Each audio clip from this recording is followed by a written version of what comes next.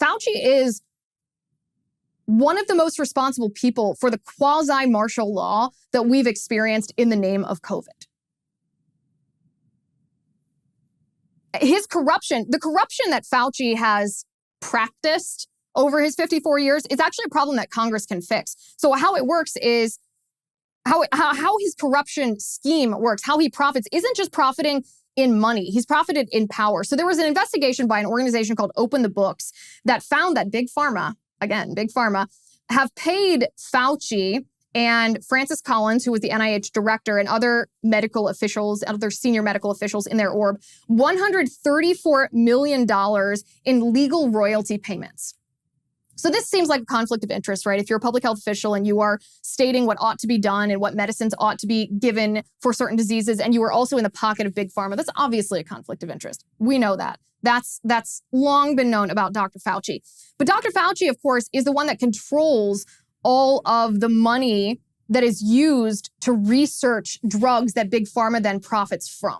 This is the essence of his corruption. Since 1984, when Fauci became the NIAID director, he has been the one that decides whether it's a laboratory at XYZ college or whether it is an independent drug scientist, that these people who are conducting laboratory experiments and research in order to create drugs that will ostensibly address illnesses and diseases that we suffer from, he's been the one that's doled out that money. So what happens if you're reliant on someone else for money? We don't criticize them. You don't dissent from what they think. You do the opposite. Generally, people suck up to them. They they're yes men. If you rely on someone for money, do you think that one of these scientists whose entire laboratory is funded by an NIH grant that Dr. Fauci gave them, is he going to criticize Dr. Fauci? No. Of course he's not. Why? Because if so, then Dr. Fauci is not going to give him the grant the next year.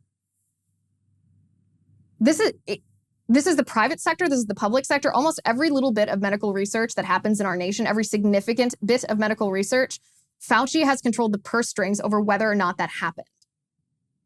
This is why I say he's going to cash out now, but this has not just been about money for Dr. Fauci. This is also about power. This guy is a creep.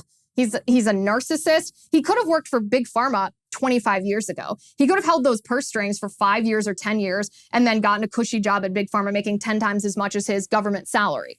But he didn't. He chose instead to control this entire medical, scientific, university research pharma industry in this big bed of collusion. And so now who doesn't Fauci have on the hook? He could make money from literally anyone.